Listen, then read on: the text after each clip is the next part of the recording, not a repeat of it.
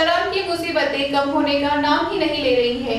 Rajasthan high court ने दूसरी बार पेश की गई उनकी जमानत की याचिका को एक बार फिर से खारिज कर दिया है। वहीं शिवा व शिल्पा की जमानत मंजूर कर उन्हें राहत प्रदान की है। छात्रा से यौन दुराचार के आरोप में करीब 5 माह से जोधपुर जेल में बंद आशाराम को अभी और बैकुंठ में ही रहना पड़ेगा। हाई कोर्ट ने उनकी दूसरी बार पेश की गई जमानत याचिका को यह कहकर खारिज कर दिया कि प्रथम याचिका के बाद अब तक परिस्थितियों में किसी भी प्रकार का बदलाव नहीं आया है। ऐसे में जमानत देने का कोई कारण ही नहीं बनता।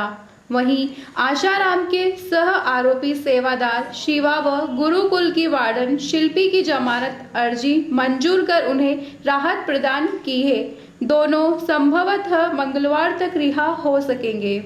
सेंट्रल कलर लिमिटेड के श्रमिक व प्रबंधन के बीच द्विपक्षीय समझौता कल साय संपन्न हुआ।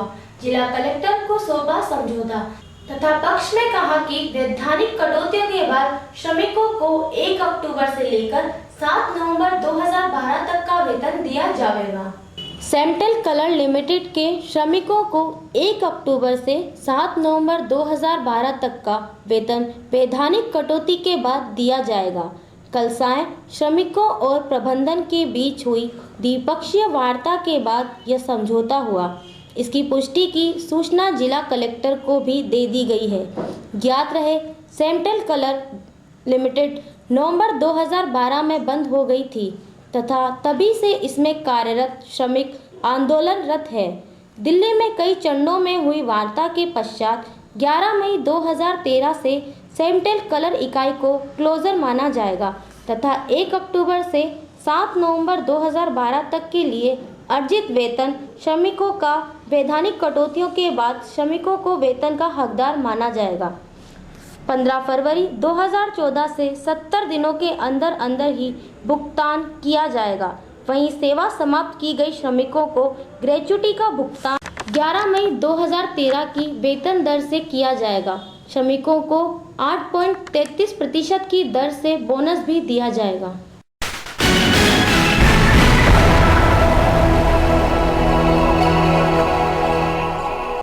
आज दूसरे दिन भी नहीं खुले राष्ट्रीयकृत बैंकों के ताले।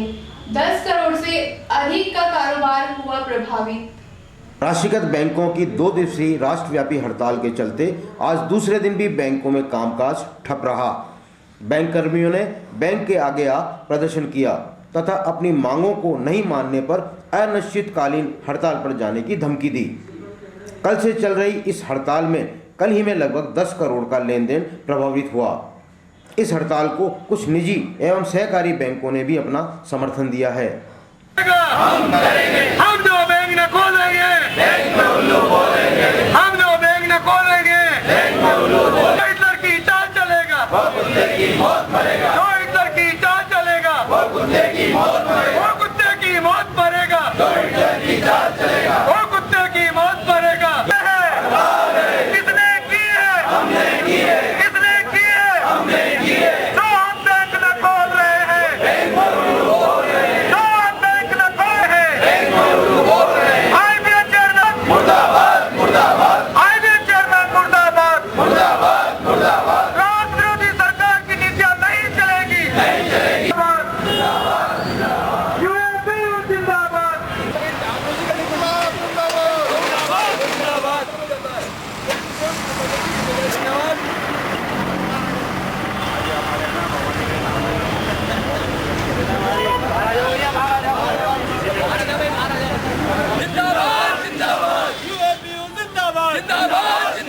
हमारी मांगे पूरी करो, पूरी करो, पूरी करो। हमारी मांगे पूरी करो, पूरी करो, पूरी करो। मुर्दाबाद, मुर्दाबाद।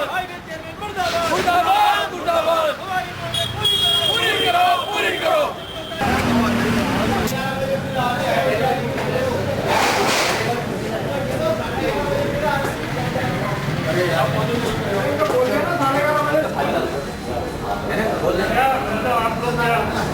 हड़ताल 10 और 11 फरवरी 2 दिन की लगातार आयोजित की गई है।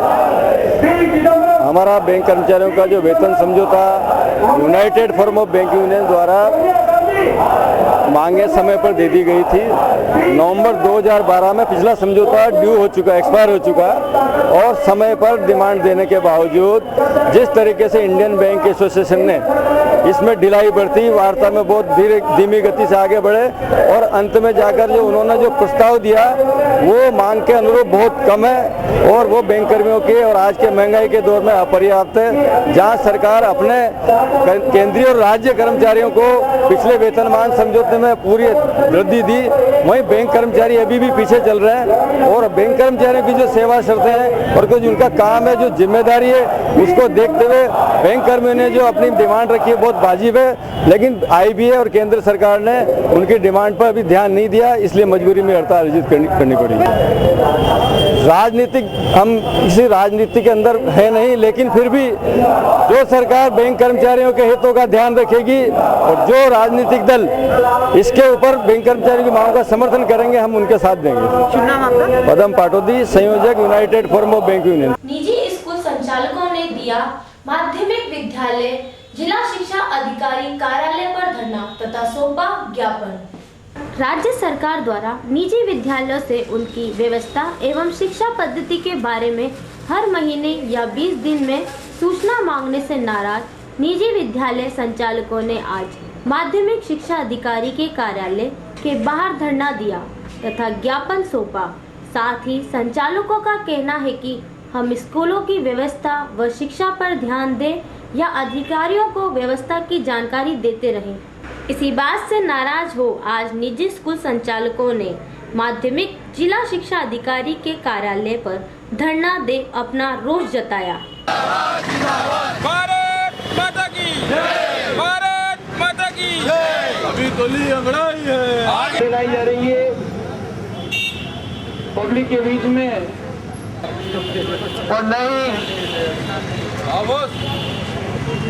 फीस आने वाले समय और कम से 500 पेज के सूचनाएं जो मांगी जाती हैं। संचालक स्कूल चलाए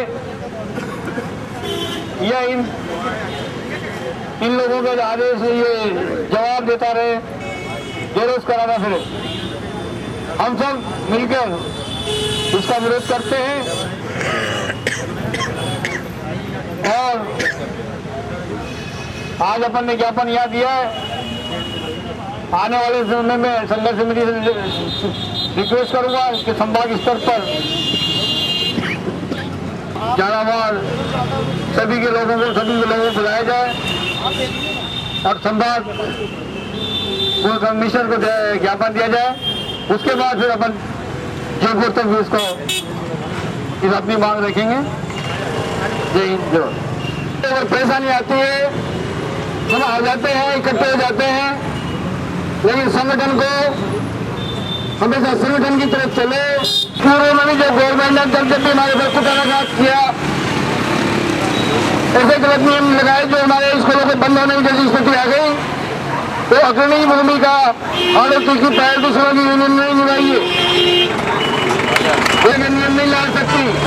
आज हम समाज भर तो फीस क्या है? लो सर, हमें फ्री कर दो आप जल्दी से। इसके धरना दिया है आप लोगों ने। राज्य सरकार द्वारा हर 15 दिन 20 दिन के महीने भर के अंदर पूरी सूचनाएं मांगी जाती हैं और हम लगातार देते हुए आ रहे हैं। तो बस कभी भी आदेश आता है कि 3 दिन के अंदर आपको सूचनाएं देनी है। अध्यापक हमारे जितने भी स्कूल संचालक हैं, ये सब लोग अभी एग्जामिनेशन में लगे हुए हैं और प्रायोगिक परीक्षाएं चल रही हैं, आने वाले बोर्ड पर एग्जाम आने हैं, सब अब इसकी तैयारी में लग रहे हैं। अब वो पहले प्रैक्टिकल देखें या वो इन सूचनाओं को देते हैं। हमारे वो कई स्कूलों में तो स्थिति है कि अभी तक सूचनाएं यही नहीं पहुँची कि लेटर ही नहीं पहुँचा। तो इस लेटर में भी कम से कम 1000 पेज का सूचना है। तो इस तरह की जो सूचनाएं बार बार हमसे मांगी जाती हैं और हमारे को बराबर परेशान किया जाता है, तो इसको रोका जाए। और आपके पास स्वयं को यहाँ सूचनाएं होती हैं हमारी, आप उनमें से निकाल के दे दें तो ज़्यादा बढ़िया है। जुलाई में ले लेते हैं, जुलाई 250। साथ ही अभी ये आरटी का चल रहा है, उसमें 31 मार्च तक ये सब कहा कि साहब अपने अपने एडमिशन को निपटा लिया जाए, जो यहाँ कोटा में संभव नहीं है। कोटा हुआ या ग्रामीण क्षेत्रों में कहीं संभव नहीं है। हमारे यहाँ एडमिशन जो चलते हैं वो जुलाई और जुलाई के 10-15 जुलाई तक एडमिशन आते हैं। अब उस वक्त ये एडमिशन दिए थे, अन्यथा अगर आज हम ये प्रक्रिया पूरी करके और 0 बता देंगे तो आने वाले भी समय में फिर वो पेरेंट्स हमारे पर परेशान करेंगे, दबाव बनाएंगे और हमारे को स्कूल चलाने में बाधा करेंगे कि साहब आप एडमिशन लो। जबकि सरकार द्वारा तो ये अभी मार्च में ही एडमिशन प्रक्रिया को पूरा करना कहते हैं।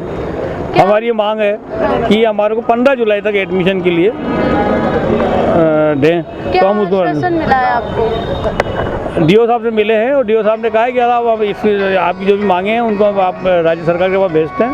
और हमने भी कहा कि हम पहला हमारा जो कदम है वो डीओ से मिलने का है और उसके बाद डीओ के बाद हम संभागीय स्तर पर हम मिलेंगे कमिश्नर साहब से, कलेक्टर साहब से और फिर उसके बाद हम राज्य सरकार के पास जाएंगे और हमारी मांगे रखेंगे। समस्या को दूर नहीं किया गया तो क्या करेंगे आप? हम तो यही सोचते हैं कि राज्य सरकार हमारी समस्याओं को दूर कर रहे हैं, क्योंकि हम भी एक महायज्ञ को साथ लेके चल रहे हैं। राज्य सरकार के लिए हमने काफ़ी कुछ किया। आज जो प्राइवेट स्कूल जो गांव-गांव ढांडी पर जो शैक्षणिक कार्य कर रहा है, शिक्षा का विस्तार कर रहा है और अच्छी शिक्षा उपलब्ध करा रहा है। इसे क्या करेंगे अगर नहीं हुआ तो? अगर नहीं हुआ तो स्ट्राइक करेंगे। स्ट्राइक दोबारा बोलिए। हाँ सर। अगर राज्य सरकार हमारी मांग नहीं मानती है और हमारे को इसी तरह से परेशान करते हैं तो हम एक दिन पूरे राजस्थान में स्ट्राइक करेंगे और हमारी मांगों को मनवाने की पूरी कोशिश करेंगे।